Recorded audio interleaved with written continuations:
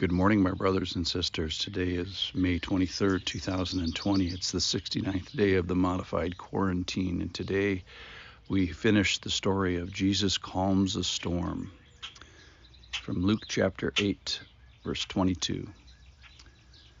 One day he got into a boat with his disciples, and he said to them, "Let us go across to the other side of the lake, Sea of Galilee."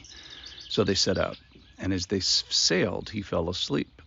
And a windstorm came down on the lake, and they were filling with water and were in danger. And they went and woke him and said, "Master, Master, we are perishing."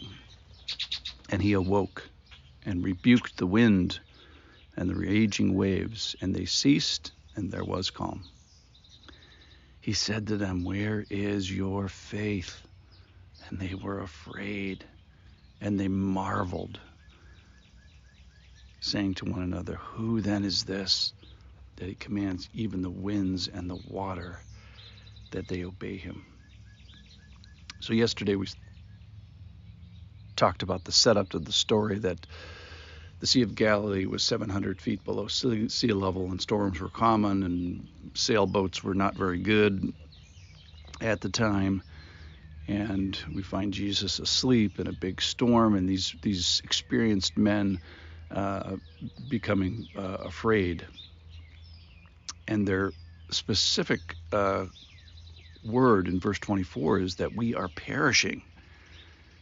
So they're actually, what are they afraid of? Are they afraid of not being able to provide for their families? Are they afraid of getting injured? Are they afraid of their embarrassment that they couldn't handle the boat? No, what they are afraid of is they are afraid of death. They are afraid of perishing. Sort of the ultimate fear that everybody still has today. Either Jesus has got this death part of life, or he doesn't. And if he doesn't, we are all in big trouble. So I think it's interesting that their fear is this primordial fear.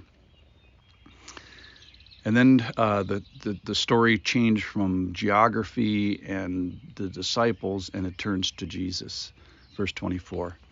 And he awoke and rebukes the wind. He rebukes the wind and the raging waves. He says, And the waves, they obey him. So what's the deal with the waves obeying? Well, first of all, Jesus is the creator of nature and the waves. Genesis chapter 1, in the beginning God created the heavens and the earth. And then verse 7, and God made the expanse and separated the waters that were under heaven and the expanse from the waters that were above the expanse. Jesus is creator in Colossians verse 16. For by him all things were created in heaven and earth. This is talking about Jesus, visible and invisible, whether thrones or dominions or rulers or authorities, all things were created through him and for him. So we find Jesus at the beginning in John chapter 1, verse 3, all things were made through him, and without him was not anything was made that was made. So Jesus is creator and has certain rights, but the problem with creation and the problem with all things is the fall. So the creation was subjected to futility by man's fall, not from any problem of their own. So when the Lord is cursing Adam, he says he curses the serpent, but he also cursed are you above all livestock. So he curses all livestock in addition to cursing the serpent. He curses the ground. Cursed is the ground because of you. In pain you shall eat of it all the days of your life. Thorns and thistles it shall bring forth for you.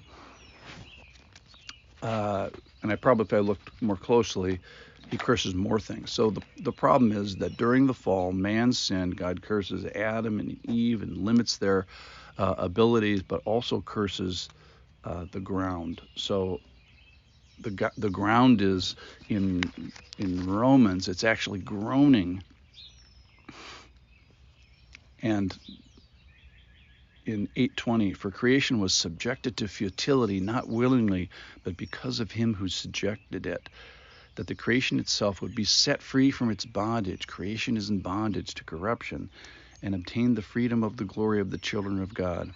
For we know that the whole creation that you hear out here in my backyard has been groaning together in the pains of childbirth until now.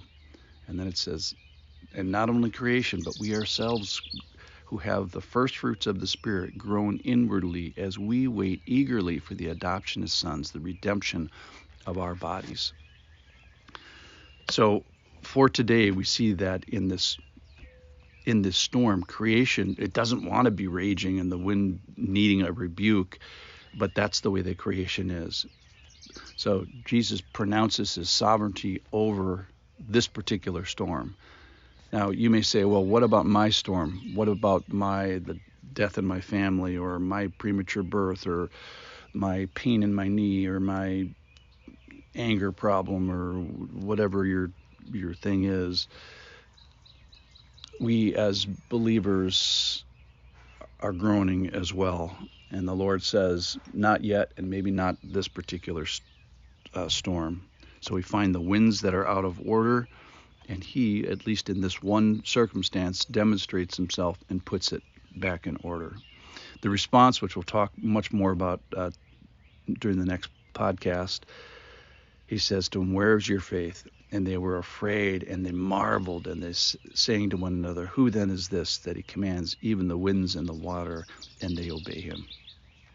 So your job for today is to marvel at this amazing story.